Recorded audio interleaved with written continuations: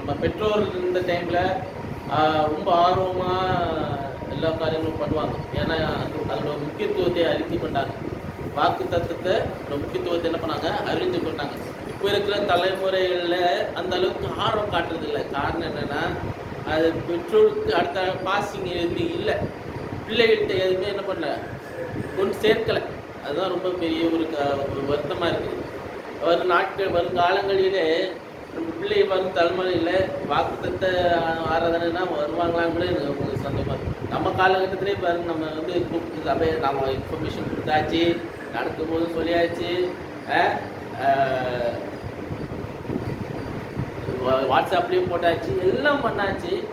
ஆனாலும் என்ன ஆகுறதில்ல, வர்றதில்லை. அதுதான் ரொம்ப பெரியதாக காரியம். ரொம்ப ஒரு பெரிய ஒரு வருத்தமே அதுதான். அதான் நம்ம இதோட முக்கியத்துவத்தை புரிஞ்சுக்கணும்னா, உண்மையாக நம்ம வாழ்க்கையில் வார்த்தை இது கேட்குற வார்த்தை எனக்கு ஆசீர்வாதம், எனக்கு நன்மைக்காக நான் வரேன், என் குடும்ப நன்மைக்காக வரேன் நான் புரிஞ்சுக்கிட்டாங்க வருவாங்க. எந்த தடையாக இருக்கட்டும், எந்த பிரச்சனையாக, எவ்வளோ தூரமாக இருந்தாலும் வருவாங்க. நிறைய சபைகளில் தூரமாக போவாங்க, போய் வார்த்தைகள் என்ன பண்ணுவாங்க கேட்குறவரெல்லாம் இருக்கிறாங்க, இன்னும் இருக்கிறாங்க, வாஞ்சையோடு இருக்கிறாங்க. அதனால ஆசீர்வதிக்கப்படுகிறாங்க. வாஞ்சை இருந்தால், அதுக்குள்ள தேடுதல் இருந்தால் கண்டிப்பாக அதில் ஆசீர்வாதம் தேவனுடைய கரம் எப்பொழுதும் என்ன பண்ணும் இருக்கும். அது உண்மை, அது ஃபேக்ட். ஆண்டோட கரம் உங்கள் குடும்பங்களிலே மேலே இருப்பதாக. இல்லையா? இன்றைக்கு வாக்குத்தத்தமாய் நமக்கு கொடுக்கப்படுகிற காரியம் என்ன என்று சொன்னால், தொடருங்கள். வார்த்தை, வாக்குத்தத்தமான வார்த்தை என்று சொல்லும்போது அதுக்கு தலைப்பு கொடுக்கணும் என்று சொன்னால் தொடருங்கள்.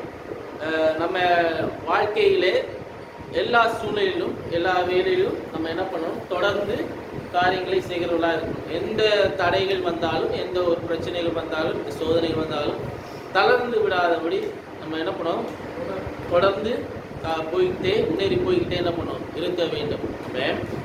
ஏன்னா நிறைய நேரத்தில் நம்ம சூழ்நிலை ஆசீர்வாதம் சில நேரத்தில் தடைப்படும் போது, ஆசீர்வாதம் குறைவுபடும் போது நம்ம என்ன பண்ணிடுறோம், சோர்ந்து போயிடுறோம், அப்படியே உட்காந்து ஸ்டாப் பண்ணிடுறோம், என்ன குழம்பி போயிடுறோம். அடுத்த என்ன பண்ணணும்னு தெரியாமல் இருக்குது. நம்ம இதுக்கப்புறம் என்ன பண்ண போகிறேன், என்ன செய்ய போகிறேன் என்று யோசிச்சு கொண்டே அதை என்ன பண்ணுறோம், நம்ம லைஃப்பில் இதுதான் என்னுடைய வளர்ச்சியோட இதுதான் என்னோட நிலைமை அப்படின்னு நம்மளே என்ன பண்ணோம், டிசைட் பண்ணிடுறோம். அது ரொம்ப தப்பு. நீங்கள் தீர்மானிக்க கூடாது, இதுதான் உங்களுடைய எல்லை, இதுதான் என்னோட லெவலு என்று நீங்கள் என்ன பண்ண தீர்மானிக்க கூடாது.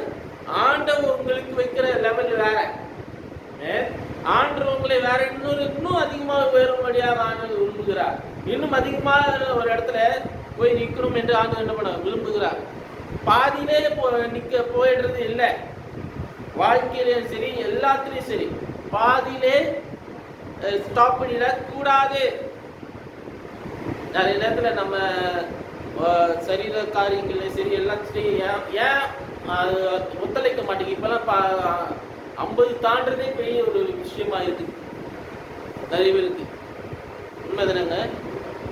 ஏன்னா சில நோய்கள், சில சூழ்நிலை காரியங்கள், அது மாத்திரமில்லை சூசைட்ஸ் வருது, தேவையில்லாத காரியங்கள், கொள்ளைகள் எல்லாம் ஒவ்வொரு விதமாக பாவம் நிறைஞ்ச காரியங்கள் உலகத்தில்.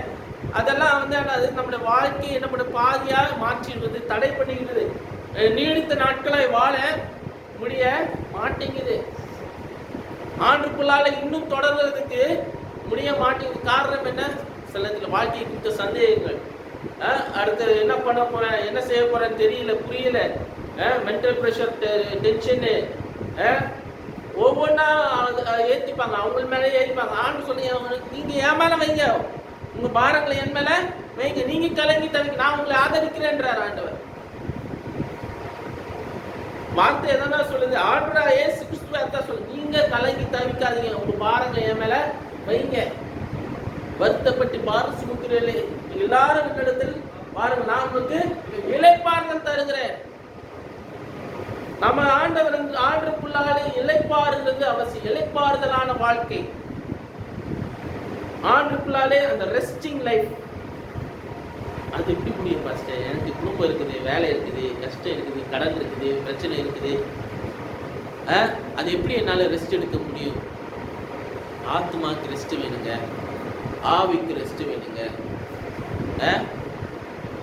சரீரத்துக்கு ஒரு எல்லா நேரமும் வேலை பார்த்துட்டு இருக்க முடியும். சரீரத்துக்கு ரெஸ்ட் கொடுக்குறோம். நம்ம நைட்டில் தூங்குறோமா இல்லையா? அது ரெஸ்ட்டு. அடுத்த நாள் வந்து ரிஃப்ரெஷ்ஷாக எந்திக்கிறோம் இல்லையா? அடுத்த நாள் புத்துணர்ச்சியாக எந்திக்கிறோம். சரீரத்துக்கு ரெஸ்ட் கொடுக்குறோம், ஆத்மாவுக்கும் ஆவிக்கும் ரெஸ்ட்டு கொடுக்க மாட்டேங்க. ஆண்டுக்குள்ளாலே அந்த ஒரு இலைப்பாறுதல் அங்கே நம்ம என்ன அந்த ஆத்மாவுக்கு ரெஸ்ட் என்ன நம்ம நினைக்கிறோம்னா, கடைசியாக மரணத்துக்கு அப்புறம் இந்த மரணம் தான் அந்த ரெஸ்ட்டு அப்படின்னு நினைக்கிறோம். நிறைய பேர் அந்த ஆத்மாவோட ரெஸ்ட் வந்து எப்போனா மரிக்கும் போது தான் ரெஸ்ட் இல்லை. அவருக்குள்ளாலே அந்த ரெஸ்ட் தேவை. அடிக்கடி அந்த ரெஸ்ட் அவசியம். உங்க ஆத்மா பாதிக்கப்படாதபடி அந்த ஆறுதல் அவசியம். அந்த ரெஸ்ட் அவசியம். அப்போஸ்தலர் எழுதுற நிருபம் நடபடிகள் 13ஆம் அதிகாரம் தேவனுடைய கிருபை அந்த ரெஸ்ட் எப்போ வரும் என்று சொன்னா, அவருக்குள்ள அந்த இளைப்பாறுதல் எப்படி இருக்குன்னா, கிருபை, தேவனுடைய கிருபையினாலதான் இருக்கிறது. அவர் கிருபையிலே நீங்கள் தொடர்றது அவசியமா இருக்க வேண்டும். நம்மள தேவனுடைய கிருபையிலே நம்ம என்ன பண்ணோம், லைஃப்ல தொடர்ந்து போய்கிட்டே இருக்க. 43ஆம் வசனத்தை வாசிங்கள். 13 அப்போஸ்தலர் 13ஆம் அதிகாரம். சபை கலைந்து போன பின்பு யூதரிலும் யூத மார்க்கத்தை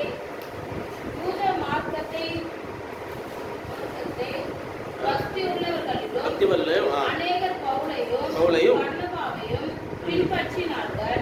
அவர்களுடனே இவர்கள் பேசி தேவனுடைய கிருபையிலே நிலை கொண்டிருக்கும்படி அவர்களுக்கு புத்தி சொன்னார்கள். ஏன்னா ஜெப ஆலயங்கள் என்ன பண்ண சிதறுண்டு போற நிலைமை வருகிறது. இப்போ நம்ம சபையும் எடுத்துக்கிட்டாங்க. சரி, நிறைய காரியங்கள் எல்லா சபையிலும் எடுத்துட்டாங்க. இப்போ கூட நிறைய சபைகளில் அந்த திருப்தி இல்லை. சபைகள் என்னது திருப்தி இல்லை. அவங்க எதிர்பார்த்திருக்கிற காரியம் நமக்கு வரல.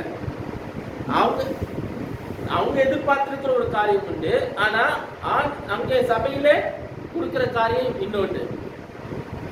அவங்க ஒரு காரியத்துக்காக எதிர்பார்த்து என்ன பண்ணுவாங்க, சபைக்கு வருவாங்க, சபையில தொடரணும்னு நினைப்பாங்க. இந்த சபையில போகணும், இந்த சபையில இருக்கிறோம், இந்த சபையில நிலைத்திருக்கிறோம் அப்படின்னு இருப்பாங்க. ஆனா அங்க போக போக அவங்களுக்கு என்ன ஆகிடும், அந்த ஒரு இது அவங்க எதிர்பார்த்துருக்காலே அங்க கிடைக்காது. அதனால நான் எப்பவும் என்ன சொல்வேன்னா, எக்ஸ்பெக்டேஷன் இல்லாம வரணும் ஆண்டவர் சபை. ஆண்டர்கிட்ட எதிர்பார்ப்பு இல்லாமல் என்ன பண்ணும், ஆண்டு சமூகத்துல வரணும். எனக்கு ஆசீர்வாதத்தை எதிர்பார்த்து வரணும் என்று சொன்னா, அந்த ஆசீர்வாதத்துக்கு நம்ம ஊரிய பாத்திரரா இருக்கிறோமா என்று நம்ம முதல்ல தெரியணும். புரியுதா சொல்லப்படுது? சில பேர் கடன் பிரச்சனை இருப்பாங்க, அந்த கடன் நீங்கணும் என்று அந்த ஒரு காரியத்துக்காக என்ன பண்ணுவாங்க, ஆர்டர் தேடி வருவாங்க. நிறைய பேர் காரணங்களுக்காக ஆர்டர் தேடி என்ன பண்ணுவாங்க, வருவாங்க. அந்த எதிர்பார்ப்பு எதுக்காக நம்ம சபைக்கு வருகிறோம், அவரை தேடி வருகிறோமா? எனக்கு என் லைஃப்ல நான் அவருக்குள்ளாலே ஆசீர்வாதமா இருக்க வேண்டும் என்று சொன்னா, அந்த ஆசீர்வாதத்தை தேடி வர்றது இல்லை, ஆசீர்வாதத்துக்காக வரக்கூடாது. நான் அவரை தேடி நான் வர்றேன்.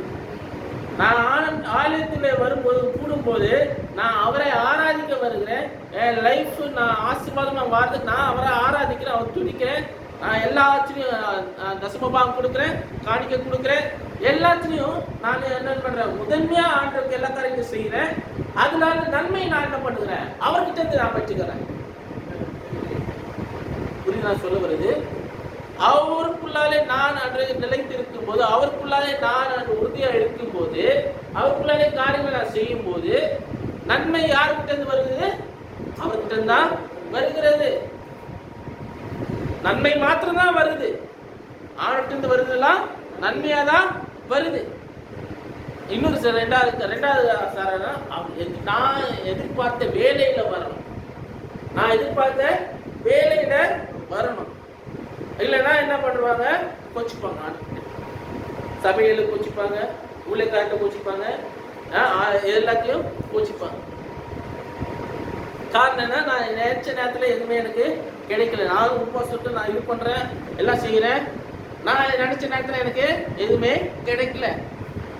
நீங்க நினைச்ச நேரத்தில் கிடைக்கிறதுக்கு இதெல்லாம் இதுவா இல்ல. அவர் குறித்த வேலையில கண்டிப்பா தருவாரு, செய்வாரு. நீங்க ஆண்டு மேல முழுமையா நம்பிக்கை வைக்கும்போது, விசுவாசமா இருக்கும்போது, குறித்த வேலையில கண்டிப்பா என்ன பண்ணுவாரு, செய்வார், உங்களை உயர்த்துவாரு. யோசிப்பை எடுத்து பார்த்தீங்கன்னா அவர் வாழ்க்கை முழுசும் அப்படிதானே. அவர் ஆண்டு முழுமையா நம்பி இருந்த ஆண்டு வந்து தரிசனம் கொடுத்தாரு, எல்லா தரிசனம் கொடுத்தாரு, கலங்காய் கொடுத்தாரு. எப்ப கொடுத்தாரு, வாலிபனா இருந்த போது என்னங்க, பெரியவா இருந்த போதா. அவர் தரிசனம் கொடுத்த உடனே மாறிச்சா லைஃப். தரிசனம் வாக்கு தத்தம் கொடுத்து ஒரு தரிசனம் கொடுத்தா உடனே லைஃப் மாறிடுச்சா யோசிப்புக்கு? எத்தனை வருஷம் காத்திருக்க வேண்டியது? 16 வயசுல கொடுக்க வந்து 30 வயசு வரைக்கும், 32 வயசு வரைக்கும். எத்தனை எவ்வளவு கேப்? 15 வருஷம் என்ன ஆகுது கேப் வெயிட் பண்ணணும். அந்த ஒரு பாதை வழியா கொண்டு போவார் ஆண்டவர். அந்த பாதை வழியா கொண்டு போகும்போது அவன் உத்தமத்தை காத்து கொண்டான். யோசேப்பு உத்தமத்தை காத்து கொண்டான். ஆண்டவருக்கு பயந்ததுனால அவன் பாவம் செய்யறதுக்கு காரியம் வந்தது. பாதியிலே உயர்வு வர்றதுக்கு இது வழி வந்தது. ஷார்ட்கட் லைஃப் வாழலாம். போத்திபாட்டுல இருந்து வந்தது, போத்திபாட்டுல இருந்து வந்தது, அவன் மனைவிக்கிட்ட இருந்து. அப்படி இருந்தானா அவன் வந்து என்ன பண்ணிருப்பான், கள்ளத்தனமா வந்து ஜாலியா அவன் ஒரு லைஃப் வேற மாதிரி லைஃப் போயிருந்திருக்கும். இல்ல, அவன் அதுலயும் வந்து உத்தமமா இருந்தான், ஆண்டுக்கு பயந்து இருந்தான். அவன் தப்பா பழி போட்டாங்க, சில சாலையிலையும் போட்டாங்க. அங்கேயும் அவனை ஆண்டவர் வந்து சும்மா இருக்க விடல. அங்கேயும் ஆண்டவர் அவனை என்ன பண்ணாரு, நல்லா தான் வச்சிருந்தார். எல்லாரும் சிறைச்சாலையில் போனாங்க, ரொம்ப பயங்கரமா இருப்பான். ஆனா அவனை என்ன பண்ணாரு, சிறைச்சாலை காரணம் தலைவனோட கண்களை ஆண்டவர் என்ன பண்ணார், தயவு கிடைக்க வச்சார். தயவு என்னெல்லாம் ஆண்டு கிடைக்க வைக்கிறார் பாருங்க. ஒவ்வொருத்தரும் கரெக்டா செஸ் காயின் மாதிரி ஆண்டவர் என்ன பண்ண, ஒவ்வொருத்தரும் மூவ் பண்றாரு. அங்க ஒருத்தர் சுமையில் வாரியா என்ன பண்ண, 2 பேர் வராங்க. அவனுக்கு தரிசனத்தை கொடுக்க வைக்கிறார், அவனுக்கு சொப்பனத்தை விளக்கின்படியாக ஆண்டு என்ன பண்றாரு, வைக்கிறாரு. அங்கேயும் வாய்ப்பு கேட்கிறான், யாருக்கிட்ட, பானபாத்திரக்காரன்ட்ட. எனக்கு இப்படி ஆண்டு பாப்பன் வந்து உங்களை உயர்த்தும் போது என்ன நினைவு கூடுங்க. எல்லாரும் ஒழிய தானே. இத்தனை நாளா நான் கஷ்டப்பட்டேன், நான் யார் தப்பெல்லாம் எனக்கு மேலே சுமத்துட்டாங்க, எனக்கு திருப்பி கஷ்டமா லைஃப்ல. ஏன்னா எல்லாருக்கும் கஷ்டம் வரும்போது, இந்த லைஃப் வரும்போது ஐயோ ஏன் இப்படி இருக்குது, யாரும் உயர் வர வேணாம், இல்லையா இல்லை வெளியே வர வேணாமா, யார்ட்டையாவது ரிக்வஸ்ட் பண்ணுவோம். எல்லாரும் சொல்றதுன்னு பார்த்தா தெரிஞ்சவங்க அப்போ ஏதாவது சொல்லி ஏதாவது வந்து மேலே வெளியே வந்துடலாமே, இந்த பிரச்சனை விட்டு. இந்த ஹெல்ப்னால அவங்க ஹெல்ப் பண்ணா திருப்பி வெளியே வரலாமே. மனுஷன் இந்த எதிர்பார்த்து இருந்தோம் என்று சொன்னா, மனுஷன் எதிர்பார்த்துனா அவன் திருப்பி அவன் என்ன பண்ணுவான், திருப்பி உங்ககிட்ட திருப்பி எதிர்பார்ப்பான். உதவிக்கு உதவி எதிர்பார்த்துட்டான் இருப்பான். ஆனா அது ஆண்டோட சித்தம் இல்ல. நீங்க இப்படி இதெல்லாம் சைட்ல எல்லாம் போயிட்டு உயரணும்னு ஆண்டு சித்தம் கிடையாது. உங்களை உயர்த்தணும்னா அங்க ராஜாவே தூங்காம வைக்க, 1 நாள் நிமிஷம் 2 நாள் நிமிஷம் தூங்காம வைப்பார் ஆண்டவர். அலற வைப்பாரு, ராஜ்யமே அலற வைப்பாரு. ஒவ்வொருத்தரும் என்ன எது நடக்குன்னு புரியாத மாதிரி ஆண்டவர் செய்வாரு. ஏன்னா உங்களுக்குள்ளாலே இருக்கிறவர் பெரியவரா இருக்கிறார். உங்களை உயர்த்தணும்னா ஒரு நாளையில போதும், ஒரு நாளையில ஆண்டவர் உயர்த்த முடியும். அவரை நம்பணும். சிறைசாலைக்காரன் நீங்க, நாட்டின் அதிபதி இங்க, எந்த லெவல் புரிஞ்சுதா சொல்ல வருது? இதுதான் ஆண்டவர் செய்யற காரியம். லைஃப்ல அவருக்கு முதலிடம் கொடுக்கும்போது, அவரை சார்ந்து இருக்கும்போது, இந்த சபையிலையும் சரி எல்லாத்துக்கும் சரி, யார் நம்புறோம், யாரும் தேடி வரும். அவங்க சில பேர் வந்து என்ன சீக்கிரம் ஆண்டவர் என்ன உயர்த்துவாரு, சில பேருக்கு என்ன பண்ண ஒரு விதமான பாதையில நம்ம கொண்டு போவார். அதெல்லாம் அவங்க நினைச்சு வந்தாங்க, இப்படி போயிட்டானே அப்படி சொல்லிட்டு அதை பார்த்துட்டு இருக்கிறது முடியாது. அது லைஃப் கிடையாது. உங்க லைஃப் எப்படி ஆண்டு கொண்டு போகணும் சித்தமா இருக்கிறோம் அதை மாத்திரம் பார்த்துட்டு போயிட்டே இருக்கணும்.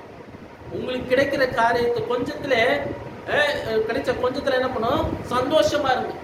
கிடைச்ச கொஞ்ச காரியங்கள் என்ன பண்ணுறது, சந்தோஷமா இருக்கிறது நல்லது. அதான் தேவனுடைய கிருபையினாலே நிலை கொண்டு இருக்கும்படி அவருக்கு என்ன பண்ண புத்தி சொன்னார்கள்.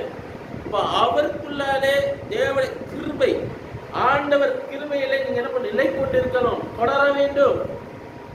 அப்போ நிறைய நேரத்துல நம்ம விட்டு விலகாதபடி சில பேர் ஆண்டு சொல்றாங்க. நான் ஆண்டு ஒரு வார்த்தை கொடுக்குறேன், நிலை கொண்டிருங்கள், ஆண்டு உறுதியா பிடித்துக் கொள்ளுங்க, தேவன் கிருபை என்ன உறுதியா பிடித்துக் கொள்ளுங்கள், நீங்கள் தொடர்றது அவசியமா இருக்கிறது, மனம் தளர்ந்துராதீங்க. இங்க அப்போஸ்தலர் நடவடிக்கையில் சொல்லப்பட்ட காரியம் அதுதான். எல்லாம் என்ன பண்றாங்க, அங்கங்க சிதறிட்டு போறாங்க. யூதர்ல கலக்கம் உண்டாகுது, அமைதி இல்லாம ஒரு விதமான மனக்கலக்கம் இருக்குது, அங்கங்க பிரச்சனை வர்றதுனால குழப்பங்கள் உண்டாயிட்டு இருக்குது. ஆனா பவுலும் பர்னபாவும் இங்க என்ன பண்றாங்க, சொல்றாங்க, திட்டவட்டமா சொல்றாங்க, நீங்க தேவனுடைய கிருபையில என்ன பண்ணுங்க, நிலை கொண்டு இருங்கன்னு சொல்லி என்ன பண்றாங்க, போதிக்கிறாங்க, கற்றுக் கொடுக்குற. ரோமர் 3ஆம் அதிகாரத்துல 24ஆம் வசனத்தை வாசிங்கள். ரோமர் 3:24. ரோமர் 3:24.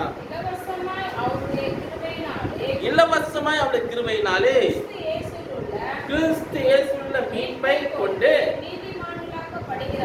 அல்லேலூயா, கிறிஸ்து இயேசுவிற்குள்ளால மீட்பை கொண்டு நீதிமான்களாக படுகிறார்கள். எதனால? கிருபையினால, அவருடைய கிருபையினால், தேவனுடைய கிருபையினாலே, அவர் குமாரனுடைய மீட்பினால், அவர் ரத்தத்தாலே மீட்கப்பட்ட நம்ம யார நீதிமான்களாக பட்டிருக்கிறோம். அப்ப அப்படி இருக்கும்போது நம்ம தொடர்ந்து போகிறது அவசியமா இருக்கிறது. நாம் நீதிமான்களாக்கப்பட்டிருக்கிறோம் என்று சொன்னால் அவர் பிள்ளையாய் மாற்றப்பட்டிருக்கிறோம். நாம் நீதிமான்களாக்கப்பட்டிருக்கிறோம் என்று சொன்னால் அவர் பிள்ளையாய் மாற்றப்பட்டிருக்கிறோம். அவர் வாய்ப்பை கொடுக்கிறார், வாய்ப்புகளை என்ன பண்றாரு, கொடுக்கிறார், சான்சஸை கொடுத்துக்கிட்டே அங்கங்க என்ன பண்றாரு, வாய்ப்புகளை கொடுத்துட்டு இருக்கிறார் லைஃப்ல. அதை பயன்படுத்துகிறது யார் கையில இருக்குது, நம்ம கையில இருக்குது. கிடைக்கிற வாய்ப்புகளை என்ன பண்ணோம், அப்படியே பிடிச்சுக்கணும். அது விட்டுட்டோம் என்று சொன்னா திருப்பி அந்த வாய்ப்பு என்ன பண்ண கிடைக்காது. ஆனாலும் ஆண்டு என்ன பண்ணல, அவன் மிஸ் பண்ணிட்டானே, அதெல்லாம் திருப்பி ஒரு வாய்ப்பு கொடுக்க வேணாம் அப்படின்னு அதெல்லாம் இருக்க மாட்டேன், அது கொடுக்க வேண்டாம் அப்படின்னு அதெல்லாம் நினைக்க மாட்டேன். கொடுப்பாரு ஆண்டவர். ஒரு வாட்டி மிஸ் பண்ணிட்டாலும் திருப்பி ஆண்டவர் என்ன பண்ணுவாரு, கொடுப்பாரு. அதுல இருந்து எப்படியாவது வெளியே கொண்டு வரணும்னு தான் ஆண்டவர் விரும்புவாரு. ஒரு ஆத்மாவும் கெட்டு போறது அவருடைய சித்தமா அல்ல, ஒரு ஆத்மாவும் இருளிலே மாண்டு போறது அவருடைய சித்தம் அல்ல. அவருக்குள்ளாலே நீங்கள் நிலை கொண்டு இருக்கிறது தான் அவருடைய விருப்பமா இருக்கிறது. அவருக்குள்ளாலே நீங்கள் பெருக வேண்டியது அவருடைய விருப்பமா இருக்குது, உயர வேண்டும் என்பது அவருடைய விருப்பமா இருக்கிறது. அவருடைய விருப்பம் என்னன்னா, நீங்க எல்லாத்திலையும் செழித்து வளர்ந்து இருக்க வேண்டும், படர்ந்து இருக்க வேண்டும். அவருக்குள்ளாலே நீங்கள் அனுதினம் தொடர்ந்து போய்கிட்டே இருக்க வேண்டும். உங்கள் செயல்பாடுகள் அவருக்குள்ளாலே தொடர்ந்து இருக்கணும். உங்கள் செயல்பாடுகளை குறைபட்டீங்க என்று சொன்னா, பலவீனப்பட்டி எல்லாம் என்ன வருதுன்னா, செயல்பாடு குறைவு என்று சொன்னாங்க, பலவீனத்தினால வருகிறது, சோர்வுனால வருகிறது. செய்ய முடியல, அது பண்ண முடியல. ஆண்ட காரியம் வரும்போது மாத்திரம் என்ன பண்ணும், பலவீனமா மாறிடுது. உலக வேலைகளா இருக்கலாம், உலக காரியங்களா இருக்கலாம், அப்போ எல்லாம் நல்ல ஏன்னா சம்பளம் வரணும், காசு வரணும்.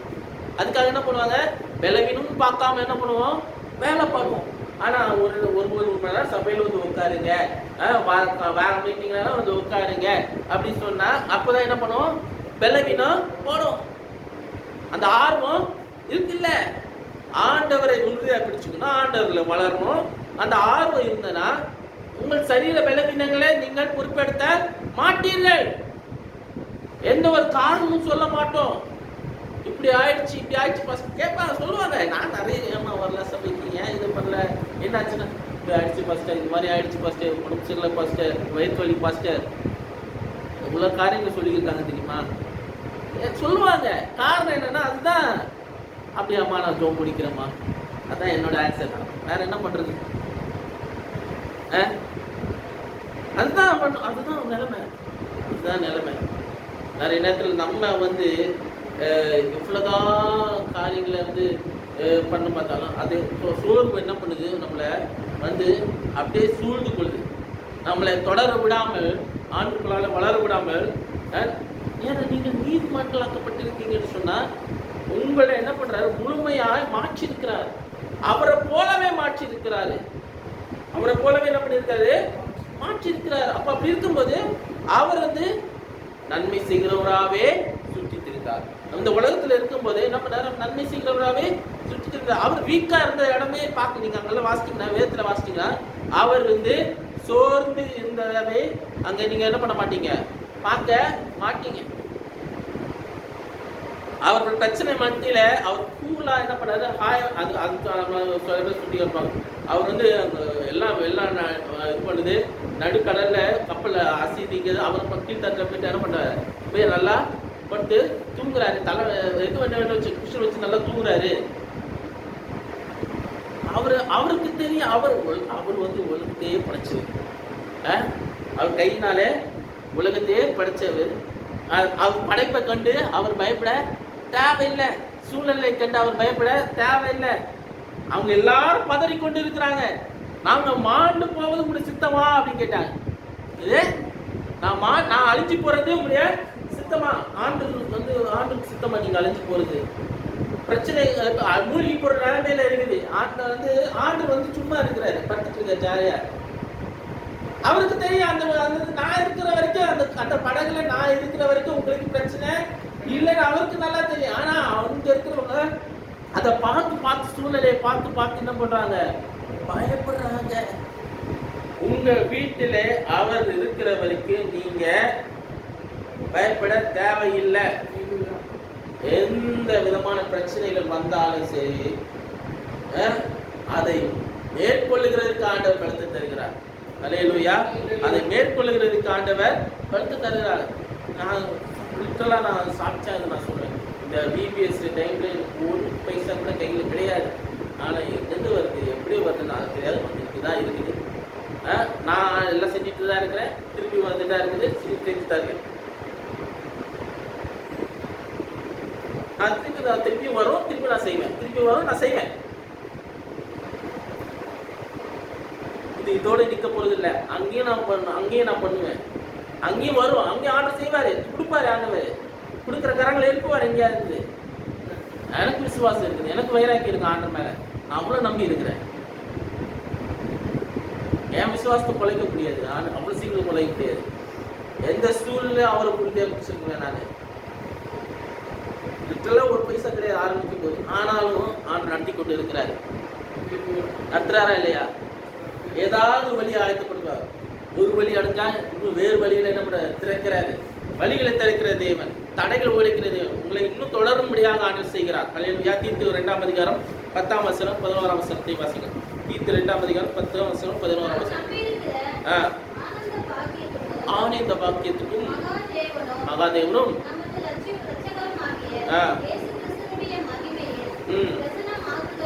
பிரசுரமாகுதலுக்கு அவர் பிரச்சனமாக நம்ம என்ன பண்ணோம், எதிர்பார்த்து கொண்டு இருக்க வேண்டும். படி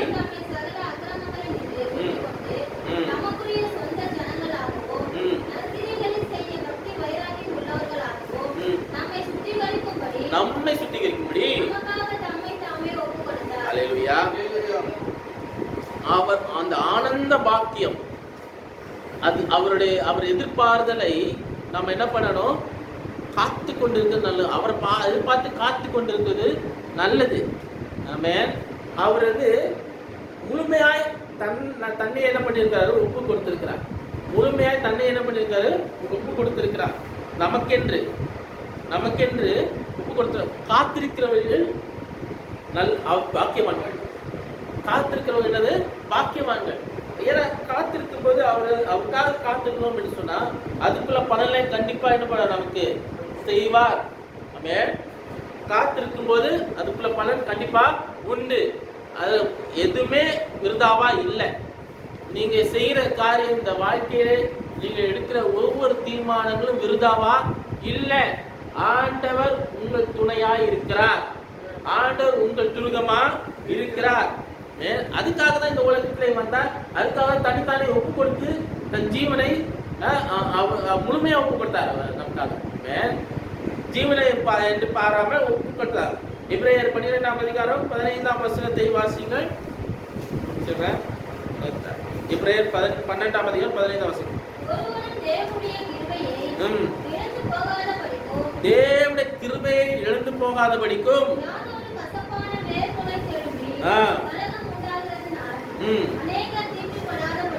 யாரு அநேகர் தீட்டுப்படாதபடிக்கும் ஏசி கலனாகும்.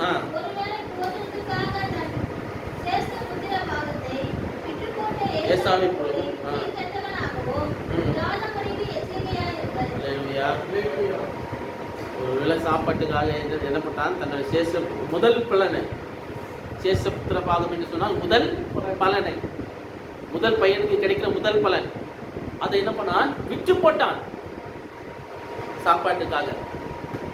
ஆண்டோடைய நம்ம நிறைய பேர் பண்ணுறோம். நமக்கு வர பலனுக்காக நம்ம என்ன பண்றோம், நம்ம வர நன்மைக்காக நமக்கு இப்போ எல்லாம் ஃபீஸ் வரப்போகுது. இப்போ இந்த மாதம் இது 1ஆம் தேதியிலேருந்து 15ஆம் தேதிக்குள்ள ஃபீஸ் கட்ட சொல்லியிருக்காங்க. இதெல்லாம் சொல்கிறேன், எனக்கு இன்னும் நிறைய காசு தேவைப்படுது, இல்லை கையில். ஆனால் நான் நம்பி இருக்கிறேன், நான் கட்டிடுவேன் ஃபீஸை. புரியுதா நான் சொல்ல வருது? கடன் வாங்க மாட்டேன். 35,000 33,000 35,000 கிட்ட கட்டணும். அது என்னது, முதல் ஃபர்ஸ்ட் டேர்ம் ஃபீஸ். அது இல்லாமல் அடுத்த இன்னொரு செகண்ட் ஃபீஸ் இருக்கு, அதோட தேர்ட் ஃபீஸ் இது கட்டணும். நான் சொல்றேன், கடன் கையேந்த மாட்டேன். நான் யார்கிட்ட கையேந்த மாட்டேன். நீங்க செய்யுங்க. ஆண்டவர் செய்யும் போது பலத்ததா இருக்கும். அல்லேலூயா. இப்போ எனக்கு கிட்ட எதுவுமே இல்லாதனாலும் இந்த 15 நாட்குள்ள ஏதாவது அற்புதம் செய்வார் ஆண்டவர். எனக்கு நம்பிக்கை இருக்குது. புரியுதா நான் சொல்ல வருது? நான் என்னுடைய தேவைக்காக எனக்குள்ள காரியங்கள் நான் விற்று அதுலனால எனக்கு நன்மை வரணும்னா அப்படி ஒரு நன்மை எனக்கு தேவையில்லை. நான் யார் நம்பி இருக்கிறேன்? ஆண்டவர் நம்பி இருக்கிறேன்.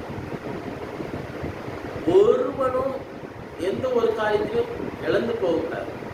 உங்களுக்குரியது அது உங்களுக்குரியதா இருக்கிறது. நீங்க அதுக்காக பிரயாசப்பட்டு இருக்கிறீங்க.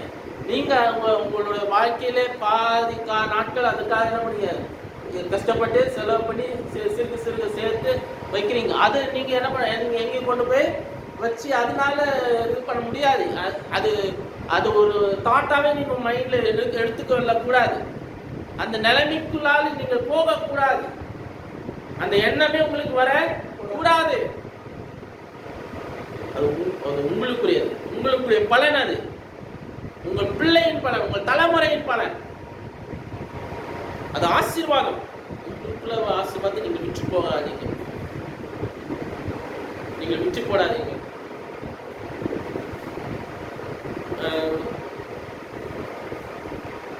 ஒரு 5 நிமிஷம் நான் எடுத்துக்கிறேன். லீவு தான் எல்லாரும் 1ஆம் தேதி, மே 1ஆம் தேதி லீவு தான். ஸோ அதனால 5 மினிட்ஸ் எடுத்துக்கிறேன். யோவான் 8ஆம் அதிகாரத்து 31ஆம் வசனமும் 32ஆம் வசனம். யோவான் 8ஆம் அதிகாரம் 31 32.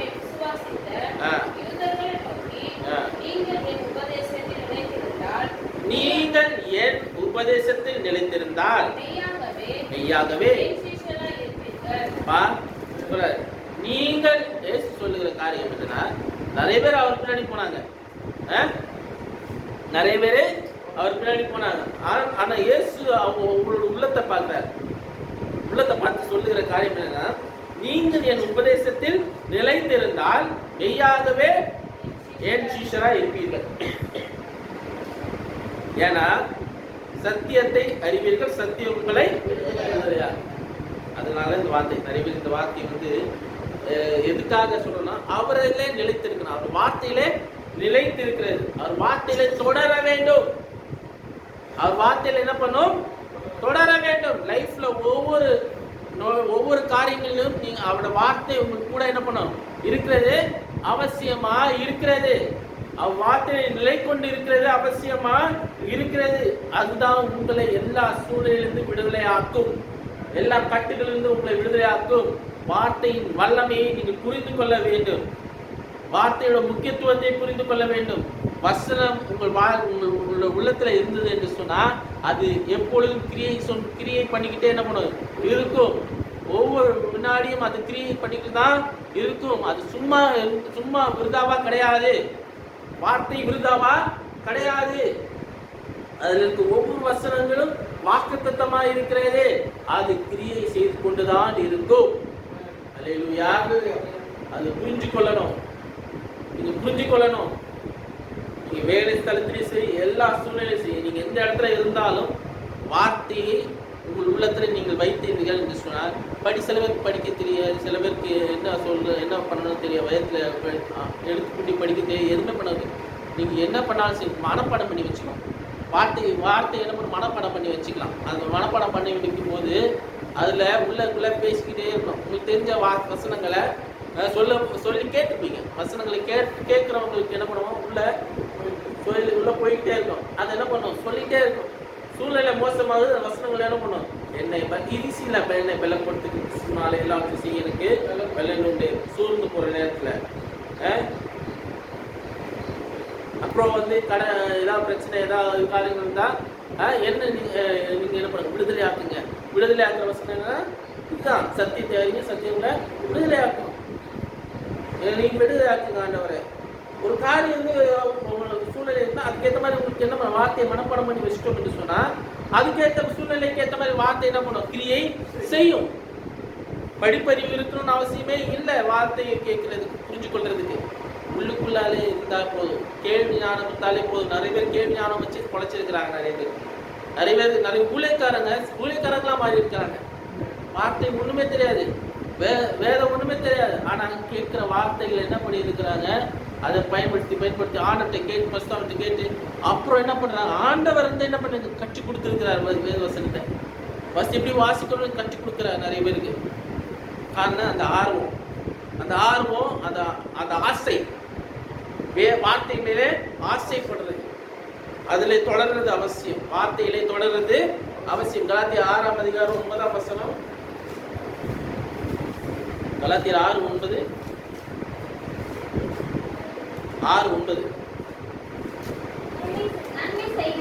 நன்மை செய்கிறதுனால் சோர்ந்து போகாமல்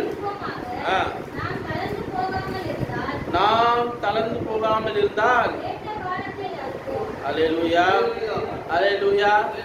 நன்மை செய்கிறதுனால என்ன பண்ணாங்க, சோர்ந்து போகாதிருங்கள். நாம் தளர்ந்து போகாமல் இருந்தால் ஏற்ற காலத்தில் அறுப்போம். அல்லேலூயா. அதை தொடர்றது அதுதான். சில நன்மை செய்யறது செஞ்சுக்கிட்டே இருக்கலாம், அந்த பலன் கண்டிப்பா வரும். நன்மையை விதைத்தீங்கன்னா நன்மையை அறுப்பீங்க. இப்போ இல்லைனாலும் பரவாயில்ல, இந்த காலத்துல அறுவடை வரும். அறுவடை உங்க வாழ்க்கையில கண்டிப்பா வரும். நீங்கள் கண்டிப்பா அதுல பலனை நீங்க என்ன பண்ணுவீங்க, புசிப்பீர்கள். அல்லேலூயா. அதுல நன்மையை நீங்க என்ன பண்ணுவீங்க, புசிப்பீங்க. ஆனா நீங்க தளர்ந்து போக கூடாது. அந்த இடைப்பட்ட காலம், அந்த வெயிட்டிங் பீரியட் தான் கொஞ்சம் கஷ்டமா இருக்கும். காத்திருக்கிறது கொஞ்சம் கஷ்டமா தான் இருக்கும். ஆனா நீங்கள் தளர்ந்து போகாதிருங்கள். ஏற்ற காலத்துல நீங்க என்ன பண்ணுவீங்க, அறுப்பீங்க, அறுவடை செய்வீர்கள். அல்லேலூயா. ஏற்ற காலத்துல உங்களுக்கு உயர்வு வரும். ஏற்ற காலத்துல உங்களுக்கு மேன்மை வரும். ஏற்ற காலத்துல நீங்க செத்து இருப்பீங்க, பெருகி இருப்பீங்க. ஆனா நீங்க தொடர்றத நிப்பாட்டாதீங்க, தொடர்ந்து போய்கிட்டே இருங்கள். அல்லேலூயா. கடைசியாக 1 கொரிந்தியர் 15ஆம் அதிகாரத்துல 58ஆம் வசனத்தை வாசிங்க. ஜோமணி குளிப்போம். 1 கொரிந்தியர் 15ஆம் அதிகாரம் 58ஆம் வசனம். ஆகையால் எனக்கு பிரியமான சகோதரரே, கர்த்தருக்குள் நீங்கள் படுகிற பிரயாசம் விருதாவா இருக்காது என்று அறிந்து நீங்கள் உறுதிப்பட்டவர்களாயும் அசையாதவர்களாயும் கர்த்தருடைய கிருபையிலே அல்லேலூயா. கர்த்தருடைய கிருபையை நீங்க என்ன பண்ணுவா? எப்பொழுதும் பெருகிறவர்களா இருப்பீர்களாக, அசையாதவர்களாய். அந்த வைராக்கியம் நான் சொன்னேன், அசையாத வைராக்கியம், விசுவாசம். நீங்க அவருக்குள்ளாலே உறுதியா இருந்தீங்கன்னா நீங்க என்ன பண்ணுவீங்க? அவருக்குள்ளாலே பெருகிட்டே இருப்பீங்க. உங்களை நிறுத்த முடியாது. அல்லேலூயா. வார்த்தை ஆண்டு ஆசீர்வதிப்பார். இன்னும் அதிகமாக இந்த வாரங்களில் இன்னும் இது குறித்து இன்னும் தொடர்ந்து நம்ம என்ன பண்ணுவோம், பார்ப்போம். யார் பெரிய காரியம் செய்வார். நன்றி கூட நம்ம ஜெபிப்போம். எல்லாத்துக்காகவும் ஆண்டவர் எல்லாம் நீதி சமயமாய் செய்யணும். கூட இந்த ஆண்டவர் நடத்தணும். சோத்திரமானவரே, அன்பிதாவே, இந்த வேலைக்காக நன்றி செலுத்துகிறோம். இந்த வேலை ஆண்டவரே கேட்ட சத்தியத்தின்படியாக எங்களுக்கு நாங்கள் நடத்துவீராக. ஆண்டவரே, உமக்குள்ளாலே நாங்கள் தொடர்ந்து காரியங்களை செய்ய எங்களுக்கு நீர் அந்த வழியை ஆயத்தப்படுத்துங்க. ஆண்டவரே, எல்லாவற்றையும் நீர் ஆண்டவரே நேர்த்தின் சமயமாய் செய்கிறீர். அநாதி தீர்மானத்தின்படி எல்லாம் நன்மைக்கு எதுவாய் நடக்கிறது. நாங்கள் விசுவாசிக்கிறோம். அவங்களாலே வெல்லப்படுகிறோம். உங்களாலே உயர்றோம். உங்களாலே படர்கிறோம். உங்களாலே எல்லாவற்றும் நாங்கள் தைரியம் கொண்டு ஆண்டவரை நிலைத்திருக்கும்படியாக காரியங்களை நாங்கள் செய்யும்படியாக இந்த வார்த்தைக்குள்ளாலே நாங்கள் அதை பெருகும்படியாக நீர் ஆண்டவரை கிருபை பாராட்டுங்க. உயர வேண்டும், மேன்மைப்பட வேண்டும், எல்லாவற்றிலும் ஆண்டவரை நிலை கொண்டு இருக்க வேண்டும். ஆண்டவரை ஆண்டவரே, நீர் ஆண்டவரை எல்லாத்தையும் செய்வீர் நான் விசுவாசிக்கிறேன். ஏற்ற காலத்திலே நீங்கள் உயர்த்துவே நாங்கள் விசுவாசிக்கிறேன். நாங்கள் மனம் தளராதபடி, நாங்கள் ஆண்டவரே பாதியிலே விட்டு போடாதபடி ஆண்டவரை நாங்கள் தொடர்ந்து காரியங்களை ஆண்டவரை நாங்கள் செய்யும்படியாக எங்கள் கிருபை பாராட்டுங்க. ஏற்ற பலத்தை தாங்க, சத்துவத்தை தாங்க, கிருபையிலே தாங்க. ஆண்டவர் எல்லாற்றுமே இந்த காரியங்களை நீங்கள் ஆண்டவர் வாய்க்கப்படுங்க. இந்த சிபிஎஸ்ஐ ஆண்டவர் ஆசீர்வதித்து தாங்க. ஆண்டவரே, இத்தனை நாட்களும் ஆண்டவரே நீர் அந்த தேவையை சந்தித்தீர். ஆண்டவரே, குறையில்லாதபடி நீர் செய்தீர். எல்லாரும் கொடுக்கும்படியாக செய்தீர். எல்லாரும் ஆண்டவரே எல்லாரும் கொடுத்த ஒவ்வொரு கரங்களையும் ஆசீர்வதிங்க. இன்னும் மேன்மையாக நீர் வைப்பி நான் விசுவாசிக்கிறேன். இந்த நாளிலையும் அதே நடக்க போகிற இன்ஸ்பெக்ஷன்ஸில் ஆண்டவரே எல்லாம் ஆண்டவரே சரியாக இருக்க கிருபை பாராட்டுங்க. வரப்போகிற ஆட்களும் ஆண்டவரே அந்த சரியாக ஆண்டவரை இன்ஸ்பெக்ட் பண்ணும்படியாக அவங்களுக்கு அவங்க மேலும் பிரசலம் இருக்கும்படியாக வந்து எல்லாரும் ஆச்சரியப்படத்தக்கதாக எல்லா காரியத்தையும் செய்வீராக. அந்த நீர் இன்னைக்கு இந்த நாள் ஆசீர்வதித்தாங்க. ஆமாம், எல்லாரும் நாங்கள் எல்லாரும் முன்பாக நாங்கள் ஆசீர்வாதமாக இருக்கணும், நாங்கள் மேன்மையாக இருக்கணும். நீ அதை செய்து நான் விசுவாசிக்கிறேன். இன்னும் வரை வாசல்களை தரங்க.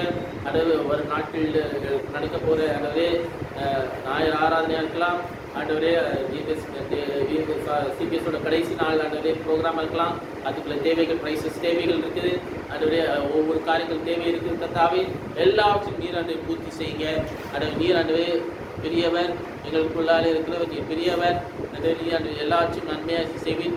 ஆண்டவரை நினைப்பதற்கும் எண்ணுவதற்கும் அதிசயமாய் அதிகமாக நீர் ஆண்டவரை செய்ய வல்லவராக இருக்கிறீர். ஆண்டவரை நீர் ஆண்டவரை செய்யுங்க, பலப்படுத்துங்க, பெரிய காரியம் செய்யுங்க. அந்த ஒவ்வொரு ஆசீர்வதிங்க, நன்மை குறைபடாமல் செய்யுங்க. ஆண்டவரை தடைப்பட்ட ஒவ்வொருத்தரும் நாங்கள் நினைவு கூறுகிறோம்.